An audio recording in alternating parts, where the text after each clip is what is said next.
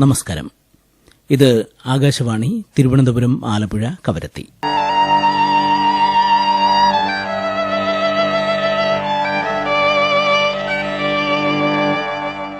ആകാശവാണി തിരുവനന്തപുരം നിലയം 75-ാം വർഷത്തിലേക്ക്. ഒരു വർഷം നീണ്ടു നിൽക്കുന്ന ആഘോഷ പരിപാടികൾക്ക് ഇന്ന് തിരുവനന്തപുരം ആകാശവാണി അങ്കണത്തിൽ തുടക്കമാകും. വൈകിട്ട് 3-ന് നടക്കുന്ന ചടങ്ങ് പ്രശസ്ത സാഹിത്യകാരൻ ജോർജ് ഓണക്കൂർ ഉദ്ഘാടനം ചെയ്യും.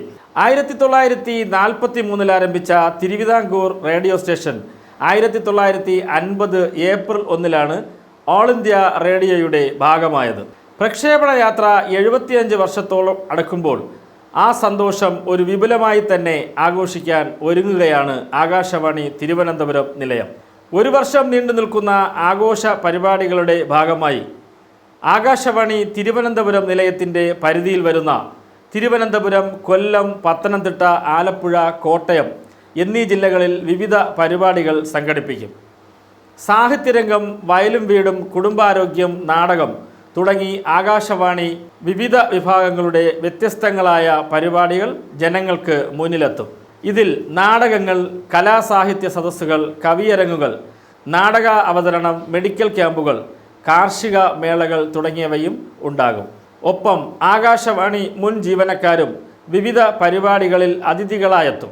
കൂടാതെ 1950 മുതൽ 2024 വരെയുള്ള ആകാശവാണിയുടെ വിവിധ പരിപാടികൾ തിരുവനന്തപുരം നിലയം പുനഃസംപ്രേഷണം ചെയ്യും.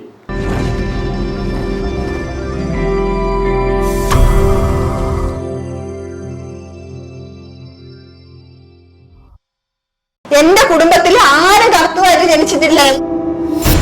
ഈ പറയുന്ന ഇദ്ദേഹം തന്നെ ഇപ്പോൾ ഇവിടെ വന്ന് ഇന്റർവ്യൂവിന് ഇരിക്കുന്നു. ഇയാള് മുഖത്ത് കാണാൻ പോലും അറിയാൻ കുട്ടി അടിച്ചിട്ടാണ് ഇരിക്കുന്നതെന്ന് മനസ്സിലായില്ലേ?